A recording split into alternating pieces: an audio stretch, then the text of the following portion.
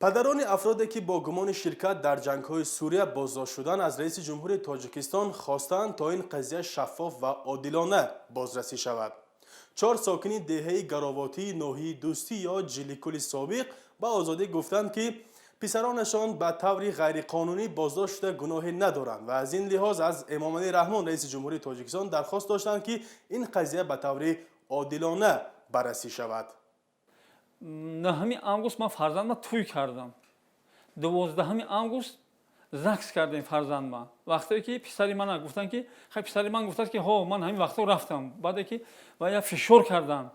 Чи азобо доданд, чи заданд ва я мисол гем чи коро накарданд.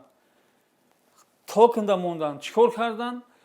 Баъд ҳамхели фишоро хатид ба гардан гирифтанд ва Мазори Хушаков, падар яке аз боздоштшудаҳо, гуфт ки писараш Амирҷони 28 сола ки соҳиби 3 фарзанд аст, ҳеҷ куҷо нарафтааст ва бо туҳмат боздошт гардидааст.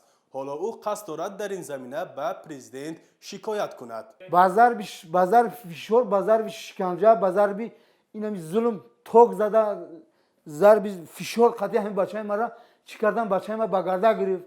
Ма ба гуфта ҳо ман рафтам, гуфтам на гуфтааст ки Сурия рафтам, ман ҳо рафтам. Анамиқа гап зада бачаи ман.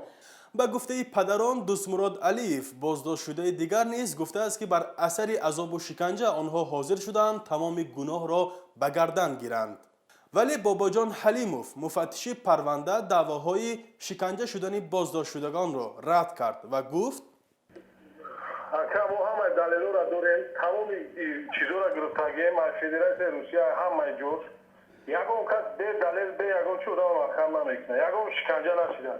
Чима адвокат доштан, адвокатошон азоб надоданд. Дар ҳузури адвокато сиёмко ҳама шудагиай. Музаффар Юсуфӣ, сардори риёсати махсуси додстонии кулли Тоҷикистон оид ба масоили терроризм низ дар суҳбати телефонӣ бо озодӣ гуфт, иддаои падарон дар мавриди эътирофи иҷборӣ боздоштшудагон бепоя аст. мо далелои рад нашаванда дорем ки ҳамин одамо рафта иштирок кардагиан, ҳамин одамо дар амнияти Тоҷикистон хавфи калон доранд.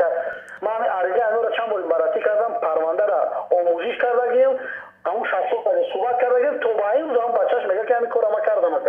Ман намедонам дар ҳузури адвокат мегард.